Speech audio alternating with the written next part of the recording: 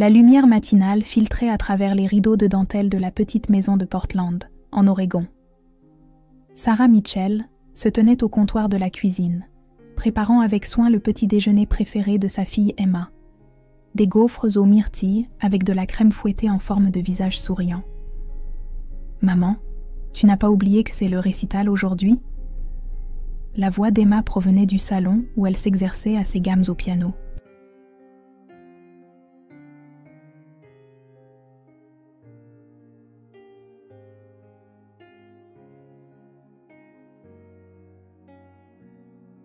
À 7 ans, elle montrait déjà un talent remarquable, ses petits doigts dansant sur les touches avec une grâce inhabituelle. « Bien sûr que je m'en souviens, ma chérie, » répondit Sarah en souriant. « Comment pourrais-je l'oublier ? Cela fait 3 mois que tu répètes le nocturne de Chopin. » Sarah était professeure de piano. Elle donnait des leçons à domicile et au conservatoire de musique local 2 jours par semaine.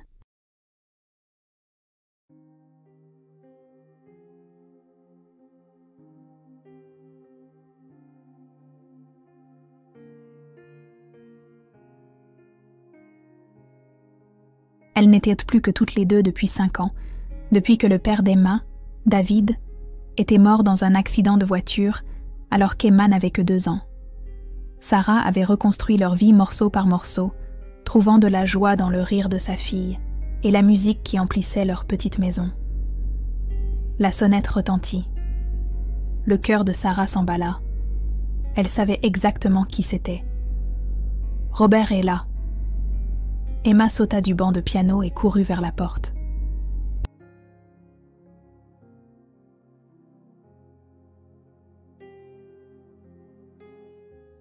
Sarah observait l'excitation de sa fille avec chaleur. Robert Chen était entré dans leur vie 8 mois plus tôt, lorsqu'il avait inscrit son propre fils, Lucas, au cours de piano de Sarah. Veuf lui-même, sa femme était décédée d'un cancer 3 ans auparavant. Robert comprenait le deuil et la monoparentalité d'une manière qui avait créé une connexion instantanée entre eux.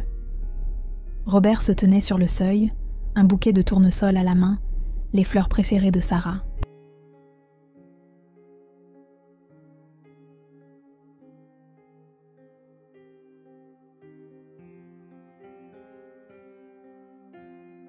Lucas, âgé de 9 ans et timide, se tenait à côté de lui, serrant un petit cadeau emballé.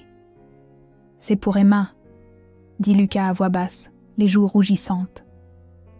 Pour lui porter chance au récital. Emma rayonna et prit le cadeau. À l'intérieur se trouvait une petite breloque en argent en forme de clé de sol. « C'est magnifique !» Emma jeta ses bras autour du cou de Lucas, qui parut à la fois terrifié et ravi.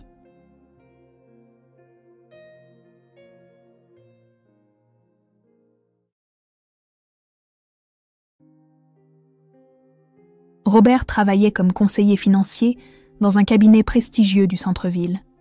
Il était méthodique, gentil et patient, tout ce qu'avait été David, mais suffisamment différent pour que Sarah n'ait pas l'impression de remplacer son défunt mari. Après 6 mois de relation, Robert l'avait demandé en mariage. Sarah avait dit oui, et ils avaient commencé à planifier un petit mariage pour le printemps suivant. Le récital, ce soir-là, fut parfait.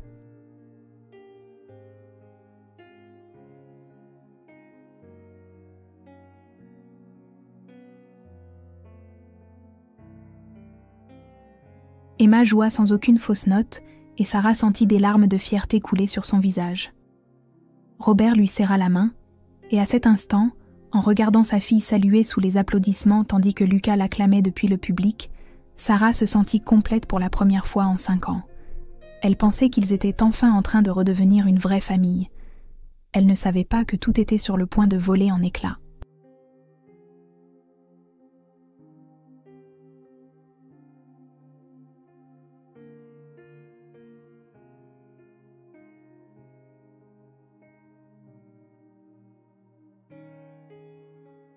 Deux semaines plus tard, Sarah reçut un appel de son agent d'assurance, Patricia Holloway. Elles se connaissaient depuis des années. Patricia avait aidé Sarah à gérer les démarches de l'assurance après la mort de David et était depuis devenue une amie de la famille. « Sarah, il faut que tu viennes à mon bureau. La voix de Patricia était étrange. « N'en parle à personne, surtout pas à Robert. Viens seul. » L'estomac de Sarah se noua.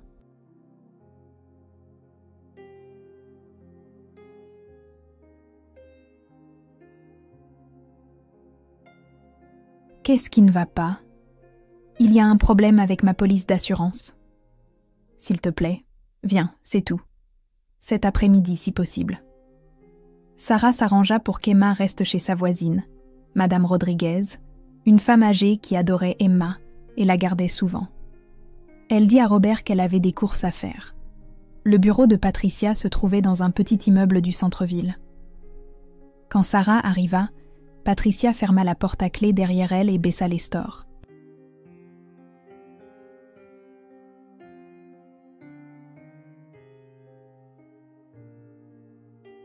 « Tu me fais peur, » dit Sarah. Patricia sortit un épais dossier. Ses mains tremblaient. « La semaine dernière, Robert est venu me voir. Il a dit que vous vouliez augmenter la police d'assurance vie d'Emma. Une augmentation substantielle de 100 000 à 1,5 million de dollars. » La pièce sembla basculer. « Quoi? Je n'ai pas demandé ça. » « Je sais. » La voix de Patricia était ferme. « C'est pour ça que je t'appelle. Sarah, je dois te montrer autre chose. » Elle sortit plusieurs documents. « Robert s'est beaucoup intéressé à tes finances. Il a posé des questions sur l'indemnité d'assurance vie de David, tes économies, le fonds en fiducie que David a créé pour Emma. Il a prétendu que tu lui avais demandé de t'aider à tout gérer après le mariage. » La bouche de Sarah devint sèche. « Je n'ai jamais discuté de ces choses avec lui. Le fonds d'Emma est privé. Elle seule pourra y accéder à ses 18 ans. » Patricia hocha sombrement la tête.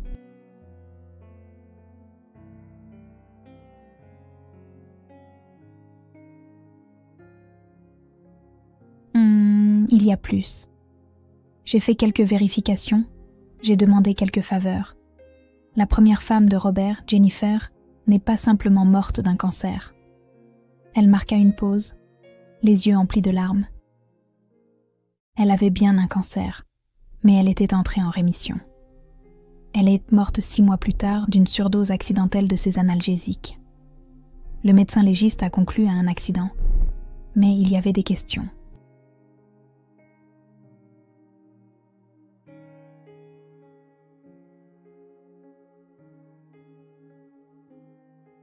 Sa famille a tenté de pousser pour une enquête plus approfondie, mais Robert était accablé de chagrin, Lucas était traumatisé, et tout le monde a trouvé cruel de s'acharner. Sarah sentit un froid glacial l'envahir. « Tu penses qu'il l'a tué ? » « Je pense que Jennifer avait une police d'assurance vie de 2 millions de dollars. Je pense que Robert a touché cet argent. »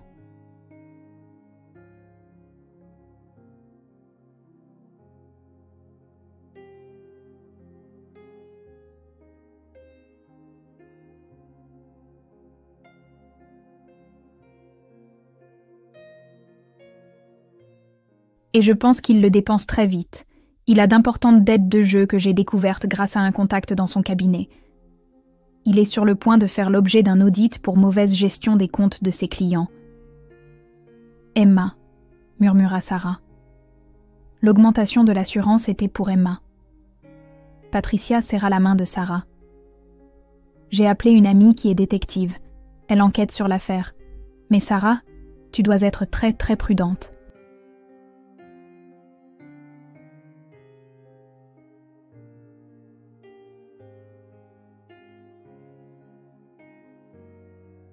Ne laisse pas paraître que tu sais quoi que ce soit. Ne laisse pas Emma seule avec lui. Sarah rentra chez elle comme dans un brouillard. Son téléphone vibra. Un SMS de Robert. « Est-ce que Lucas et moi pouvons rester pour dîner ? Je prépare ton plat préféré, du curry thaï. » Elle fixa le message. C'était l'homme qu'elle avait accepté d'épouser. L'homme à qui elle avait confié sa fille. Ses doigts tremblaient, tandis qu'elle tapait sa réponse. Bien sûr, à 18h.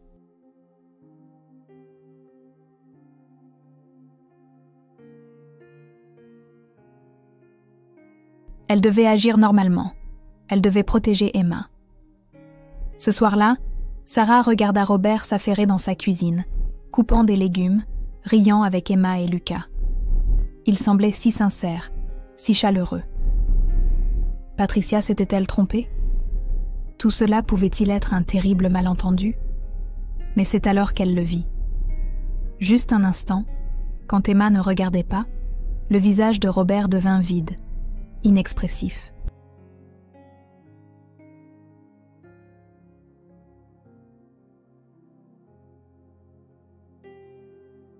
Le masque chaleureux tomba, et en dessous se cachait quelque chose de froid et de calculateur. Quand Emma se retourna, le beau-père aimant était de retour. Le sang de Sarah se glaça. Patricia avait raison. Après le dîner, Robert insista pour faire la vaisselle. « Tu travailles si dur, » dit-il en embrassant le front de Sarah. « Laisse-moi m'en occuper. » Sarah monta aider Emma avec ses devoirs.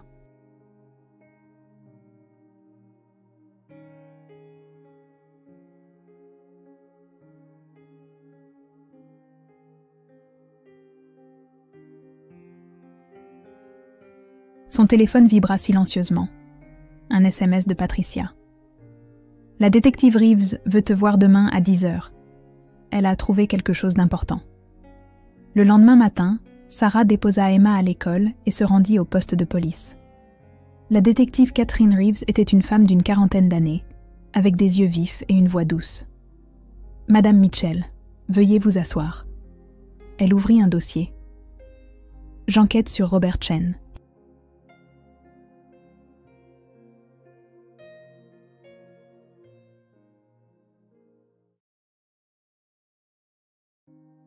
La mort de sa première femme m'a toujours dérangée.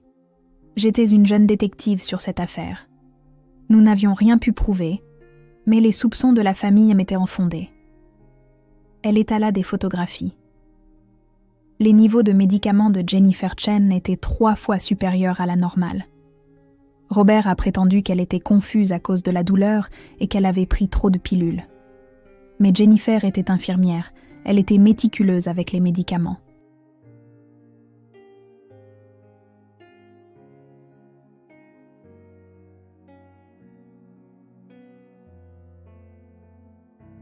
Sa sœur a dit qu'elle parlait de divorce. Jennifer avait découvert les dettes de jeu de Robert et ses détournements sur les comptes de ses clients. « Il l'a tuée », déclara Sarah d'un ton neutre. « C'est ce que je crois. Et maintenant, il a jeté son dévolu sur votre famille. L'augmentation de l'assurance pour Emma, son intérêt soudain pour vos finances, la précipitation à se marier, tout concorde. Mais j'ai besoin de preuves. Je dois le prendre sur le fait. »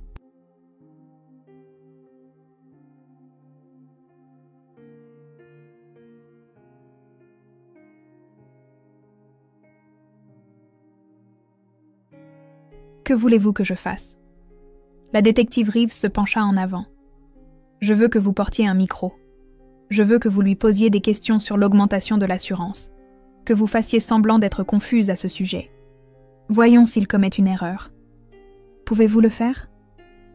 Sarah pensa aux yeux brillants d'Emma, à son rire, à ses petites mains sur les touches du piano.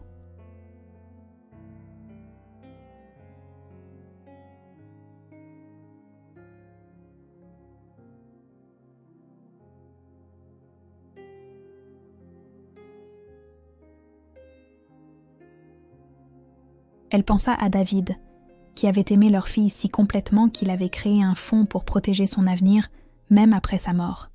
« Oui, » dit-elle fermement, « je le ferai. » Ce soir-là, Sarah portait le minuscule dispositif d'enregistrement sous son pull.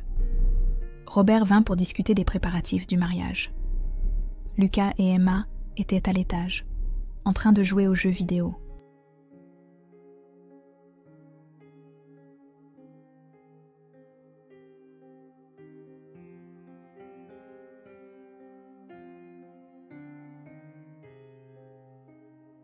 Robert, » dit Sarah, en gardant une voix décontractée tout en servant le vin.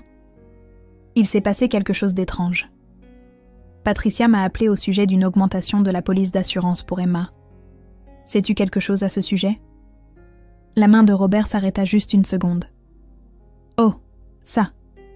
Oui, j'ai pensé que ce serait une bonne idée. Avec le talent d'Emma, s'il lui arrivait quelque chose, tu aurais besoin de ressources pour une thérapie, pour prendre du temps libre.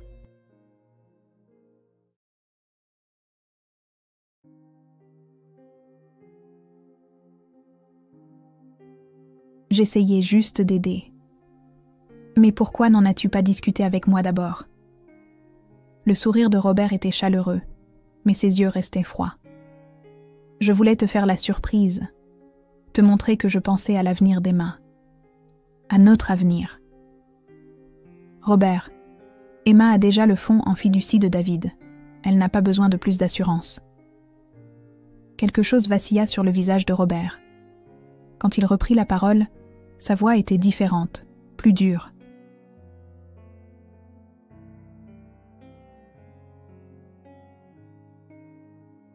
Ce fonds n'est pas accessible avant 11 ans.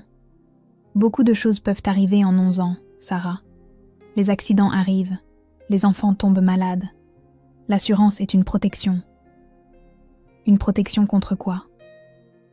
Robert se leva. Son attitude avait complètement changé. Tu sais, n'est-ce pas? Le cœur de Sarah battait la chamade. Savoir quoi? Patricia t'a appelé, cette femme qui se mêle de tout. La voix de Robert était glaciale.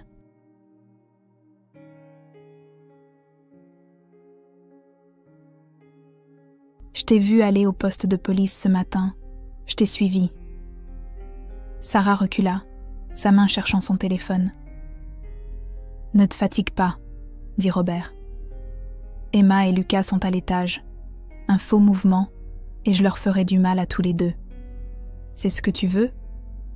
Tu es fou, murmura Sarah. Je suis pragmatique. Robert se rapprocha. Jennifer allait me quitter. Elle allait me dénoncer au conseil d'administration, ruiner ma carrière. Je ne pouvais pas laisser faire ça.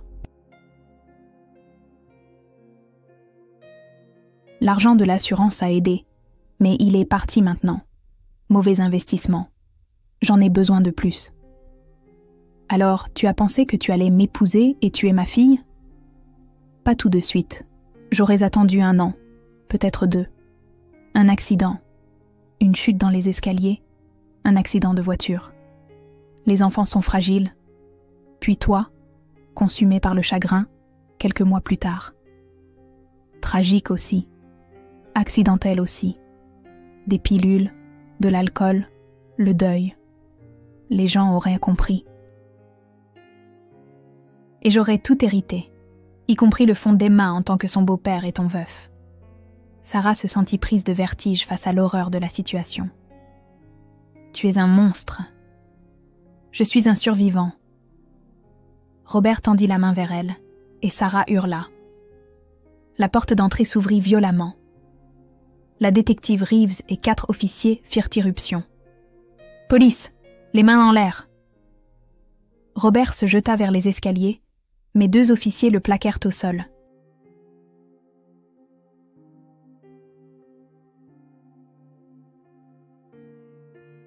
Emma et Lucas apparurent en haut des marches, les yeux écarquillés de terreur. « Maman !» cria Emma. Madame Rodriguez apparut derrière les enfants. Elle s'était cachée à l'étage tout ce temps, les protégeant selon le plan que la détective Reeves avait organisé. « Tout va bien, mon bébé. » Sarah monta les escaliers en courant et prit Emma dans ses bras. « Tout va bien maintenant. Tu es en sécurité. » Robert fut menotté, hurlant des menaces.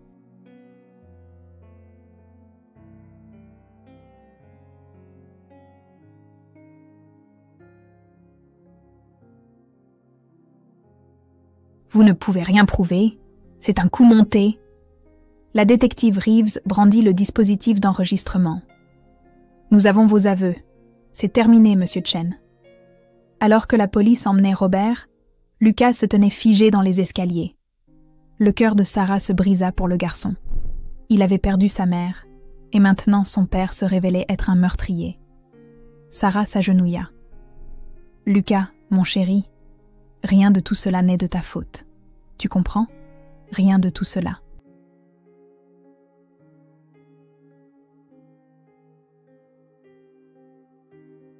pas un moment.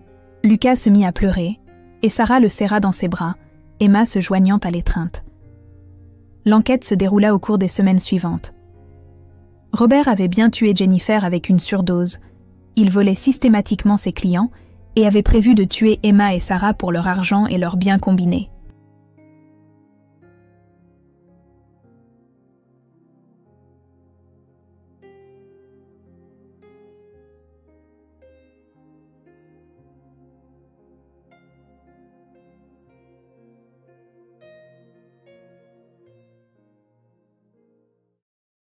Son propre fils, Lucas, avait également été assuré pour 500 000 $. Robert avait prévu de le tuer en dernier, faisant passer sa mort pour un suicide dû au chagrin des années plus tard. La famille de Jennifer obtint enfin justice. Robert fut condamné à la prison à vie sans possibilité de libération conditionnelle.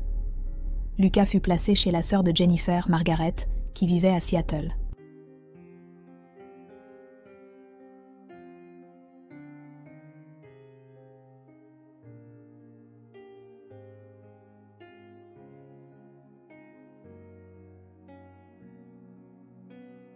C'était une femme bienveillante, une enseignante, qui s'était battue pour obtenir sa garde avant même que la vérité n'éclate.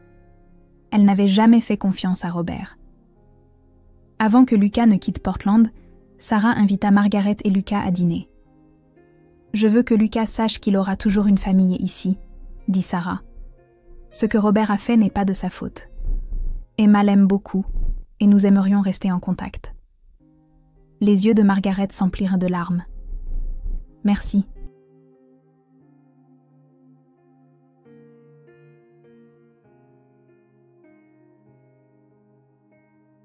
Lucas a besoin de savoir que toutes les familles ne sont pas empoisonnées, que l'amour peut être réel.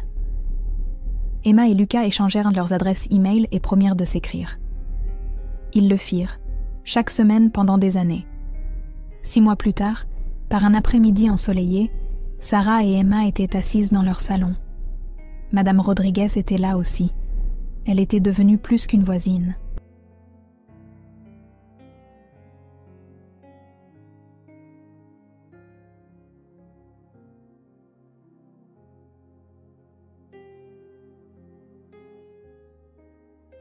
Elle était une grand-mère, une amie, et la personne qui avait veillé sur Emma au moment le plus dangereux de leur vie. « Madame Rodriguez ?» dit soudain Emma. « Est-ce que vous êtes notre famille ?» Les yeux de la vieille femme brillèrent. « Si vous voulez de moi, Mija. »« Oui, » affirma Emma avec conviction. « Vous êtes mon abuela maintenant. » Sarah sentit des larmes couler sur son visage. La famille, ce n'est pas toujours le sang. Parfois, on la choisit. Ce sont les gens qui vous protègent, qui vous aiment, qui sont à vos côtés quand tout s'effondre. Patricia passa ce soir-là, apportant son fameux gâteau au citron. « Comment vont mes filles ?» demanda-t-elle, en les serrant toutes les deux dans ses bras. « Nous guérissons, » dit Sarah. « Lentement. »« C'est tout ce que vous pouvez faire, » dit Patricia doucement. « Guérir et aller de l'avant. » Cette nuit-là, après qu'Emma se fut endormie, Sarah s'assit au piano.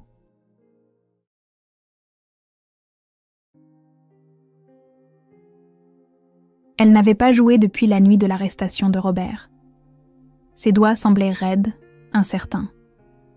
Mais lentement, elle commença à jouer, le nocturne de Chopin, le morceau qu'Emma avait interprété à son récital.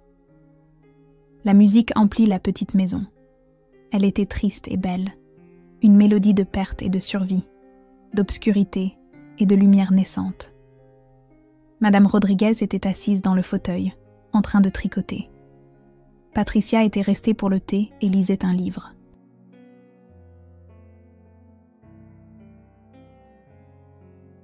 Elles étaient simplement là, présence calme, stable et vraie. Sarah réalisa que c'était à ça que ressemblait une famille. Pas l'illusion parfaite que Robert avait créée, mais ceci, 3 femmes qui s'étaient sauvées mutuellement, qui s'étaient choisies, qui étaient assises ensemble dans un silence confortable pendant que la musique jouait. Emma apparut en haut des escaliers en pyjama. « Maman, c'est magnifique. Viens ici, ma chérie. »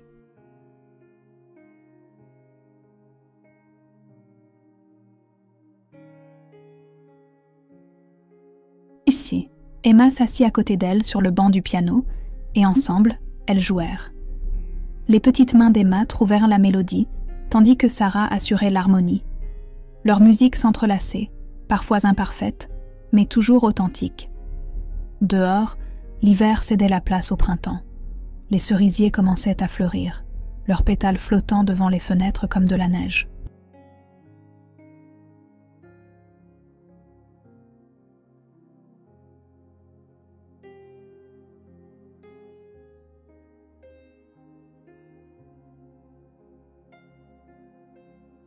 Le monde poursuivait son cycle éternel, la mort et la renaissance, la perte et le renouveau, les fins et les nouveaux départs.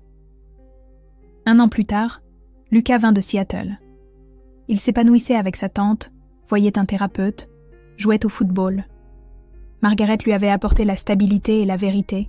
Elle ne lui mentait jamais sur son père, mais elle l'aidait à comprendre que les crimes de Robert n'étaient pas son fardeau à porter. « J'ai recommencé le piano », dit timidement Lucas à Sarah.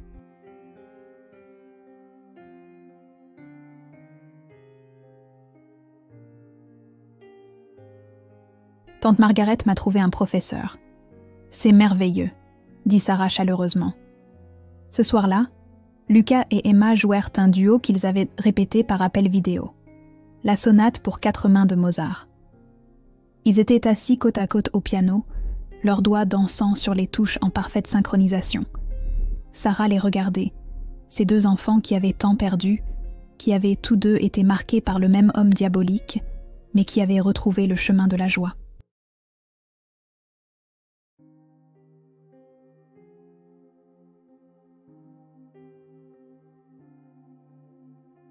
Ils l'avaient trouvé à travers la musique, l'amitié et l'amour de femmes qui avaient choisi de les protéger. Quand le morceau se termina, tout le monde applaudit. Madame Rodriguez essuya des larmes de ses yeux. Margaret sourit fièrement. Patricia, qui était venue de Portland pour l'occasion, rayonnait. « Vous savez quoi ?» dit soudain Emma. « Je suis contente que Robert soit parti. Je suis contente qu'on ait découvert la vérité. Parce que maintenant, nous avons notre vraie famille. »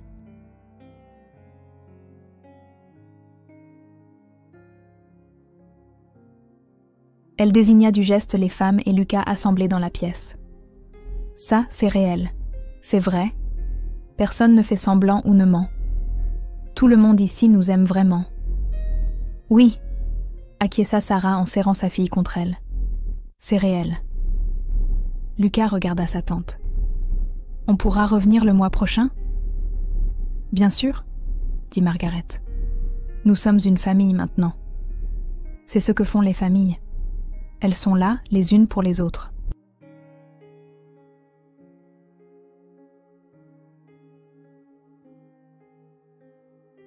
Cette nuit-là, après que tout le monde fut couché, Sarah se tint sur le seuil de la chambre d'Emma, regardant sa fille dormir. Le visage d'Emma était paisible, libéré des cauchemars. Elle serrait la breloque en forme de clé de sol que Lucas lui avait donnée il y a une éternité, avant que tout ne s'effondre. Sarah avait jeté la bague de fiançailles de Robert des mois auparavant, la lançant dans la rivière Willamette.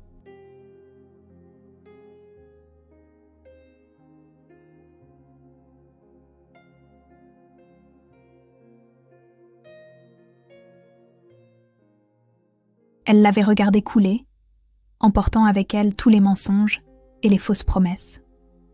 Elle n'était sortie avec personne depuis et n'avait pas l'intention de le faire. Peut-être un jour, mais pas maintenant. Le temps était à la guérison, à la reconstruction, à l'enseignement à Emma que l'amour ne devrait jamais s'accompagner de peur. La maison était silencieuse, à l'exception du doux tic-tac de l'horloge dans le couloir.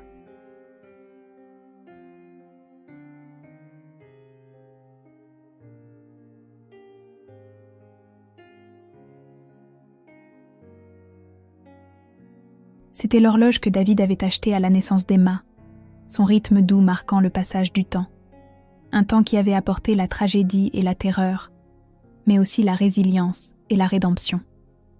Sarah descendit au piano. Elle ouvrit le banc et sortit une vieille photographie. David tenant Emma nouveau-née, son visage rayonnant de joie et d'amour. Elle l'avait rangée après avoir rencontré Robert, se sentant en quelque sorte déloyale.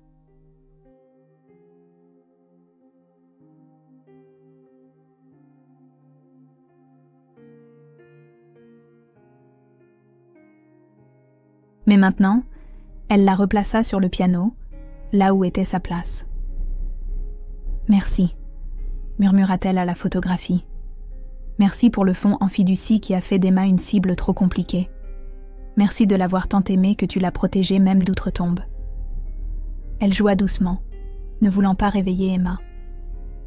Le nocturne en mi bémol majeur, le préféré de David. La mélodie était mélancolique mais pas désespérée.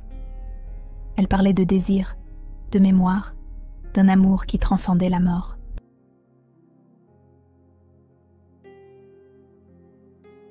Madame Rodriguez apparut en robe de chambre. « Tu n'arrives pas à dormir ?»« Je réfléchissais, c'est tout, » dit Sarah. La vieille femme s'assit à côté d'elle sur le banc. « Tu as bien agi, Mija. Tu as protégé ton bébé. »« Nous l'avons toutes fait, » corrigea Sarah. « Toi, Patricia, la détective Reeves. Il nous a fallu être toutes ensemble. »« C'est ce que je veux dire à propos de la famille, » dit Madame Rodriguez.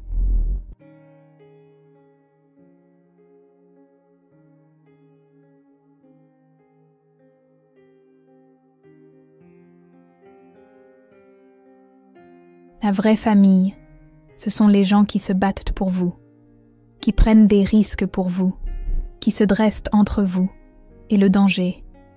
Le sang ne fait pas la famille. Le choix, oui. Le courage, oui. Sarah posa sa tête sur l'épaule de la vieille femme. Quand es-tu devenue si sage? Quand j'avais 7 ans et que mon abuela m'a dit la même chose.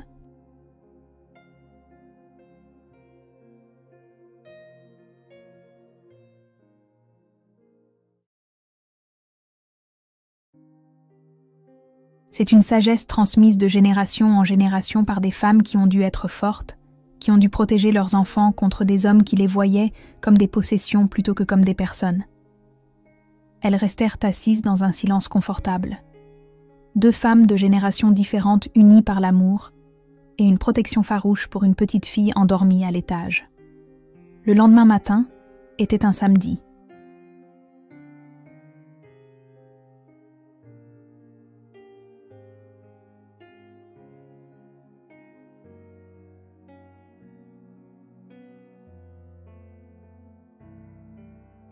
Sarah prépara des gaufres aux myrtilles avec des visages souriants en crème fouettée.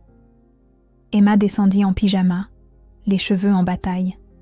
« On peut jouer des duos aujourd'hui ?» demanda Emma. « Je veux m'entraîner pour la prochaine visite de Lucas. »« Bien sûr, » dit Sarah en servant le petit déjeuner. « Qu'est-ce que tu veux jouer ?»« Quelque chose de joyeux, » décida Emma. J'en ai marre des chansons tristes. Sarah rit. Quelque chose de joyeux alors.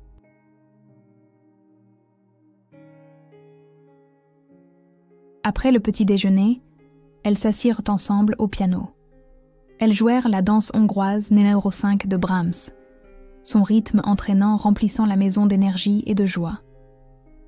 Madame Rodriguez, attirée par la musique, vint et dansa dans le salon, ses mouvements vifs malgré son âge. Patricia passa avec des fleurs fraîches. « J'ai entendu de la musique et je n'ai pas pu résister. »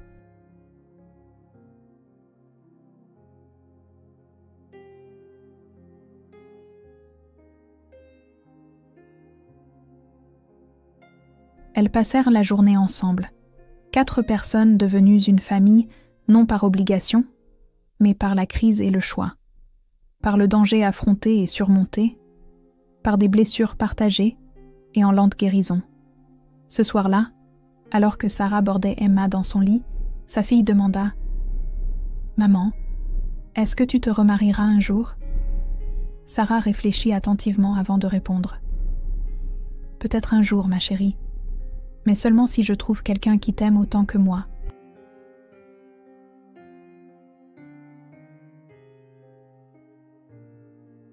Quelqu'un qui ne te ferait jamais, jamais de mal. Quelqu'un qui prouve sa fiabilité non par des mots, mais par des actes, avec le temps. Ça a l'air difficile à trouver, dit sagement Emma. Ça l'est, convint Sarah. Alors peut-être que ce ne sera que toi et moi pendant longtemps, et ça me va. Et toi ? Emma sourit. Ça me va. On a Madame Rodriguez, Patricia, Lucas et tante Margaret. Ça fait déjà beaucoup de famille. Oui, dit Sarah en embrassant le front de sa fille.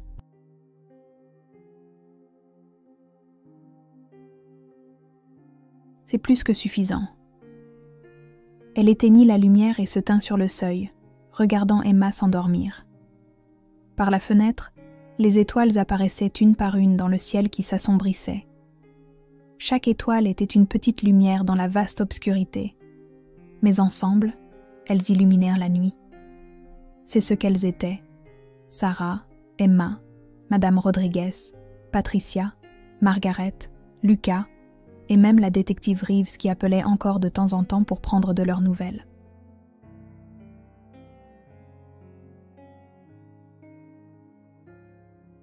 Chaque personne une petite lumière, mais ensemble, elles créaient quelque chose d'assez brillant pour repousser les ténèbres.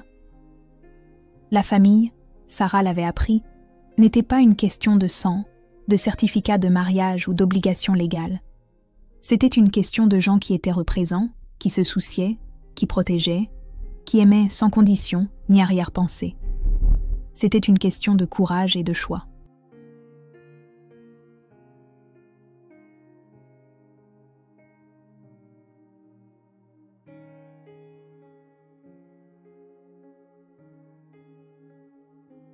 C'était une question de femmes qui se dressaient entre les enfants et le danger. C'était une question de liens forgés dans la crise, qui se révélaient plus forts que n'importe quelle connexion biologique. Et c'était une question de musique, le langage universel qui les avait réunis, qui avait apaisé leurs blessures, qui leur avait donné un moyen d'exprimer ce que les mots ne pouvaient en pas dire. Sarah se dirigea une dernière fois vers le piano cette nuit-là. Elle ne joua pas.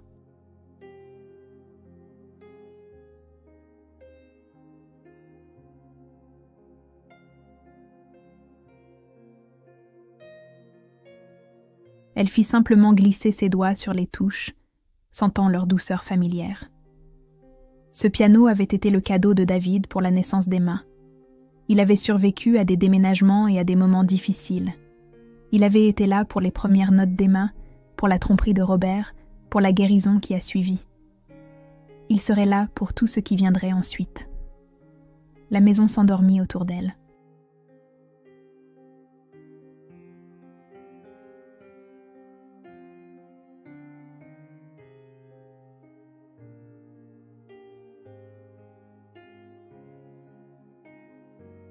Demain apporterait de nouveaux défis, de nouvelles joies, de nouveaux moments de beauté ordinaire. Il y aurait des leçons de piano à donner, des repas à préparer, les devoirs d'Emma à aider, les histoires de Madame Rodriguez à écouter, les visites de Patricia à savourer. Il y aurait la vie, compliquée, désordonnée, belle. Et pour la première fois depuis des mois, Sarah ressentit un véritable espoir.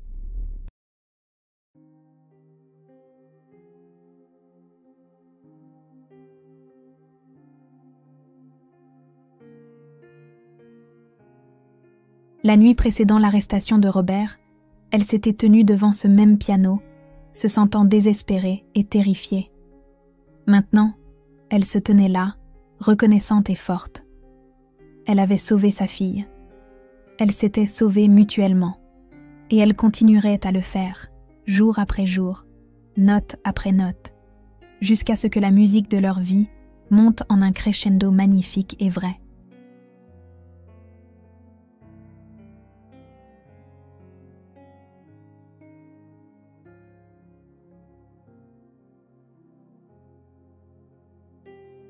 L'avenir était incertain, mais il était à elle, non écrit, plein de possibilités, et enfin, en sécurité.